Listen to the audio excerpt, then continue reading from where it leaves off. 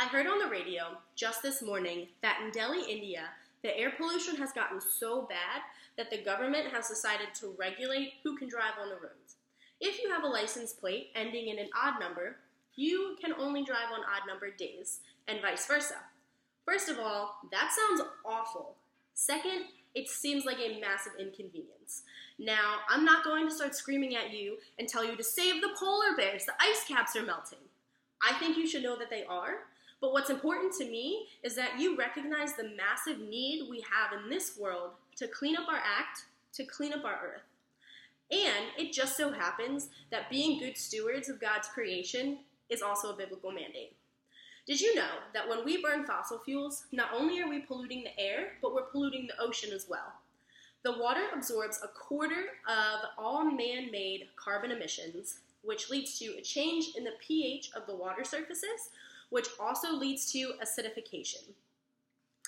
According to the National Resources Defense Council, the NRDC, if we keep at this rate of carbon emissions, by the end of the century, the water surfaces are going to be nearly 150% more acidic than they are now. Now, I don't have a family of my own yet, but for those who do, picture this.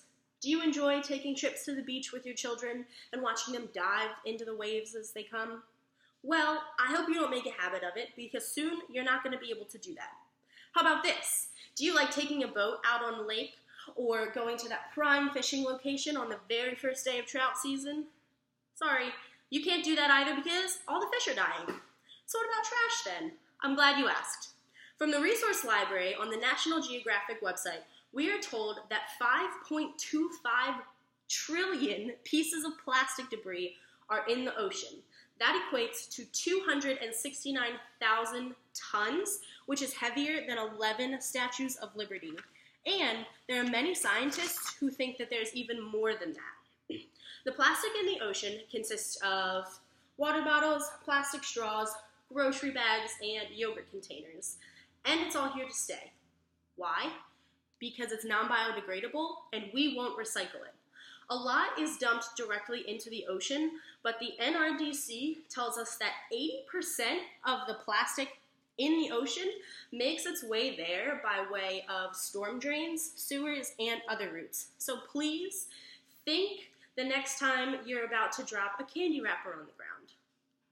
We are told in the Bible that God is going to make a new heaven and a new earth, and I know that many of us are anxiously awaiting that.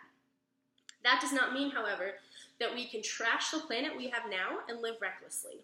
Being a good steward of creation includes stewarding our resources wisely and generously by following James 1:27 by looking after orphans and widows in their distress.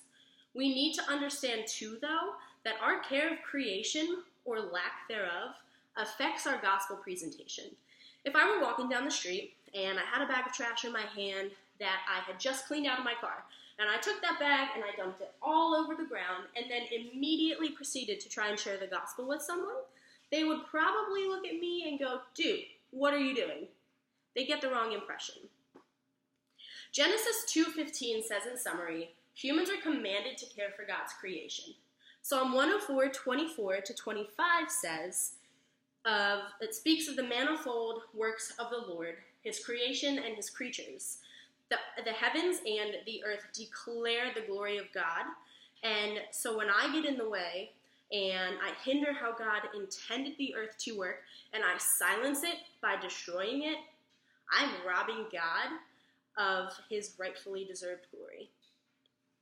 I'm not asking you to quit your jobs and become environmentalists and spend the rest of your life avoiding all the other issues in the world and focusing on fixing the hole in our ozone layer.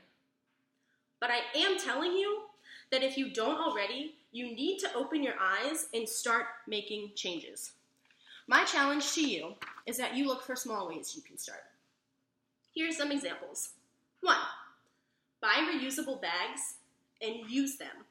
If you have other plastic grocery bags in your house too, take those back to the store with you and use those. 2.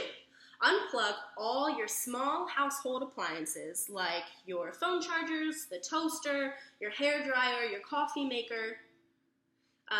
These will reduce your electric bill You're welcome. And they will also reduce the overall energy use. 3, recycle, recycle, recycle. I know you are all waiting for it. If you don't recycle in your own home and maybe can't afford it, ask a friend or neighbor who does and see if they wouldn't mind you adding a few extra pieces of plastic to their bins every week. And buy reusable water bottles. Finally, educate yourselves. This is one of the most important things we can do if we want to be beacons of light and change.